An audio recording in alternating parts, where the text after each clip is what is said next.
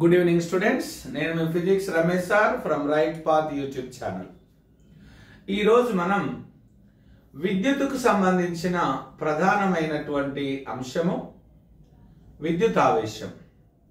In electricity one important topic is there, that is electrical charge. మరి electrical charge ఏ విధంగా ఉంది అనేటటువంటి అంశాన్ని మనం ఇప్పుడు చర్చించుకోబోతున్నాం రైట్ పాత్ యూట్యూబ్ ఛానల్లో. విద్యార్థులందరూ కూడా మనం పాఠ్యాంశంలోకి వెళ్లే ముందు మన యూట్యూబ్ ఛానల్ని ఆ బెల్ బటన్ ఒత్తండి, సబ్స్క్రైబ్ చేయండి, షేర్ చేయండి, లైక్ చేయండి. మనం పాఠ్యాంశంలోకి వెళ్తున్నాం. So today we are going to discuss electrical charge. So electric charge అన్నమాట. మరి ఎలక్ట్రిక్ ఛార్జ్ ని తెలుగులో ఏమంటామంటే విద్యుత్ ఆవేశము అంటాం. అమ్మా, ఈ టాపిక్ అనేది మనకు 10th క్లాస్ నుండి ఇంటర్మీడియట్ మరియు ఎంసెట్ వరకు ఉపయోగపడుతుంది. అలాగే స్కూల్ అసిస్టెంట్ విద్యార్థులకు కూడా ఉపయోగపడుతుంది. చూడండి, విద్యుత్ ఆవేశము అనేటటువంటి అంశానికి వద్దాం. What is electrical charge? So in atom, electrons, protons, neutrons are there. So ఇక్కడ number of electrons is equal to number of protons. ఖచ్చితంగా పరమాణువు లోపల ఎలక్ట్రాన్లు ఎన్ని ఉన్నాయమ్మా? ప్రోటాన్లు కూడా అన్నీ ఉంటాయి. ఎలక్ట్రాన్లకు నెగటివ్ ఛార్జ్ ఉంటే ప్రోటాన్లకు పాజిటివ్ ఛార్జ్ ఉంటుంది. కాబట్టి ఏ పదార్థంలోనైనా చూడండి, ఖచ్చితంగా ఏ పదార్థంలోనైనా ఎలక్ట్రాన్ల సంఖ్య ప్రోటాన్ల సంఖ్యకు సమానము. అదే విధంగా ఎలక్ట్రాన్ల ఆవేశము ప్రోటాన్ల ఆవేశానికి సమానం. ఏ పదార్థంలోనైనా minus is equal to plus అన్నమాట. మైనస్ అంటే ఎలక్ట్రాన్స్ అన్నమాట, ప్లస్ అంటే ప్రోటాన్లు అన్నమాట. In every substance, my negative charge is equal to positive charge. That means every substance, every molecule, every atom is neutral. ప్రతి పరమాణువు, అణువు, పదార్థము తటస్థంగా ఉంటుంది. ఇప్పుడు నేనేం చేసిన, ఇంకో పదార్థంలో కూడా చూడండి, వేరే పదార్థంలో కూడా అక్కడ కూడా ఏంటిది minus is equal to plus అన్నమాట. ఇక్కడ కూడా ఎలక్ట్రాన్ల సంఖ్య ప్రోటాన్ల సంఖ్యకు సమానం. ఇక్కడ నేను ఇప్పుడు ఏం చేసిన, ఒక పదార్థాన్ని మరొక పదార్థంతో ఇలా ఘర్షణ గావించిన. I am rubbing one substance with other substance. What is happening? There is transformation of electrons. ఇక్కడ ఎలక్ట్రాన్స్ వెళ్తా ఉన్నాయి అన్నమాట. సో ఇక్కడ ఎలక్ట్రాన్స్ వెళ్తా ఉన్నాయి అంటే ఎలక్ట్రాన్స్ వెళ్ళిన చోట ఎలక్ట్రాన్స్ తక్కువై ప్రోటాన్ల సంఖ్య ఎక్కువ అవుతుంది.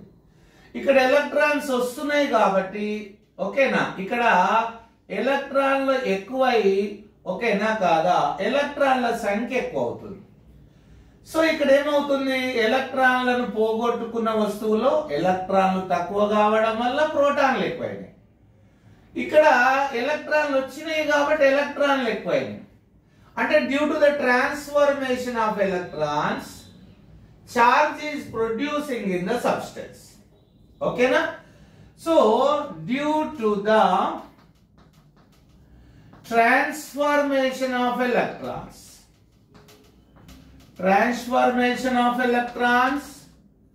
charge is producing in the substance. Okay nama, charge is producing in the substance. ఎలక్ట్రాన్ల మార్పిడి కారణంగా పదార్థానికి విద్యుదావేశం వస్తుంది. చూడండి, ఇది ఎలక్ట్రాన్లను పోగొట్టుకుంది. ఎన్ని ఎలక్ట్రాన్లను పోగొట్టుకుంది?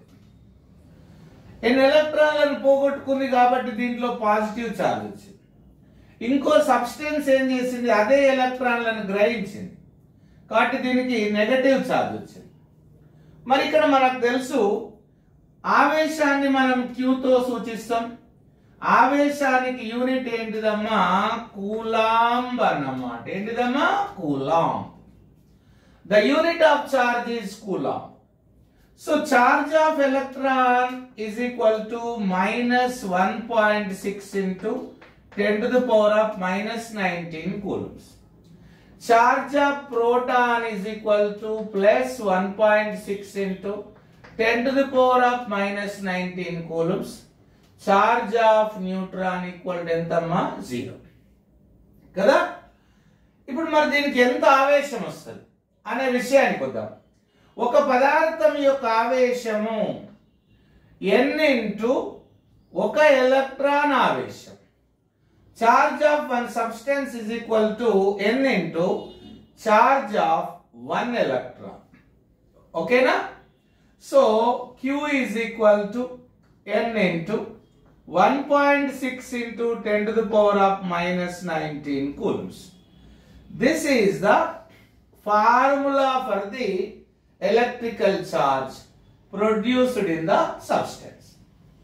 చూడండి, మరి చార్జ్ అనేది ప్లస్సా మైనసా అనేటటువంటి అంశానికి వస్తే, if it is losing it is positive charge, if it is getting electrons it will be negative charge. So Q equal to n into 1.6 into 10 to the power of -19 coulombs అనేది ఒక పదార్థం యొక్క ఆవేశం. ఇప్పుడు చూడండి, ఇక్కడ దీనికి సంబంధించి నేను మీకు 2-3 క్వశ్చన్స్ అనేటివి మీకు నేను ఇస్తున్నాను. కంపల్సరీ చాలా జాగ్రత్తగా చూడండి. ఫర్ ఎగ్జాంపుల్, ఒక పదార్థము 10 పవర్ 18 ఎలక్ట్రాన్లను కోల్పోయినది. So one substance lost 10 power 18 electrons. Find its electric charge. ఇది క్వశ్చన్ అనుకుందాం. ఒక పదార్థము 10⁻18 ఎలక్ట్రాన్లను కోల్పోయిన దాని యొక్క ఎలక్ట్రిక్ ఛార్జ్ ఎంత? చూడండి, ఫార్ములా ఏంటిదమ్మా? Q equal to n into 1 electron charge. Q equal to n into 1 electron charge అంటే 1.6 into 10 to the power of -19. ఓకేనమ్మా? 10 power -19. So Q equal to n value ఎంత? 10 పవర్ ఎంతమ్మా? 18. So 10 power 18 into 1.6 into 10 to the power of -19. ఇక్కడ 10 power 18 కు 10 power 18 cancel అయితే ఇక్కడ 10 power -1 మిగులుతుంది కదా. అప్పుడు Q ఈక్వల్ టు 1.6/10 అన్నమాట. అప్పుడు 0.16 కూలుమ్స్ అవుతుంది. సో ఇలా మనము ఈ ఫార్ములా ఉపయోగించుకొని మనం ఏం చేయాలి? జనరల్ గా ఎలక్ట్రిక్ ఛార్జ్ ని ఫైండ్ అవుట్ చేయాలి. చూడండి, అందులో ఒక ఇంపార్టెంట్ క్వశ్చన్ మీకు చెప్తున్నాను. ఒక ఇంపార్టెంట్ క్వశ్చన్ ఏంటిది అనే విషయానికి వస్తే, సెకండ్ క్వశ్చన్ ఏంటిదమ్మా అంటే,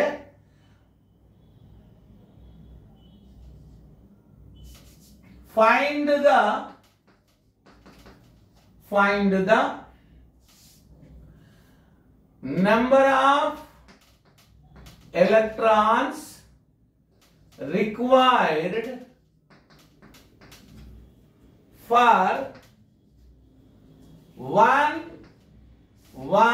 coulomb charge. That means how many electrons are present in 1 coulomb charge. ఒక కూలుంబ్ ఆవేశంలో ఉండే ఎలక్ట్రాన్ల సంఖ్య ఎంత అంటున్నాం. సో ఇక్కడ ఫార్ములా ఏమవుతుందమ్మా? Q equal to n into 1 electron charge. నేను ఛార్జ్ ఎంత ఇచ్చినామా? ఇక్కడ 1 కూలుంబ్ ఇచ్చినా. So 1 coulomb. n అంటే n అన్నమాట. QE అంటే 1.6 into 10 to the power of -19. ఇప్పుడు మనకు కావాల్సింది నెంబర్ ఆఫ్ ఎలక్ట్రాన్స్ కదా, అప్పుడు ఏమవుతుంది 1 coulomb by 1 by 1.6 into 10 to the power of -19. ఇది 1 కూలంబ్, ఇది ఇక్కడ కూడా కూలంబే వస్తుంది కాబట్టి కూలంబ్ ఏమైతుందమ్మా క్యాన్సిల్ అవుతుంది.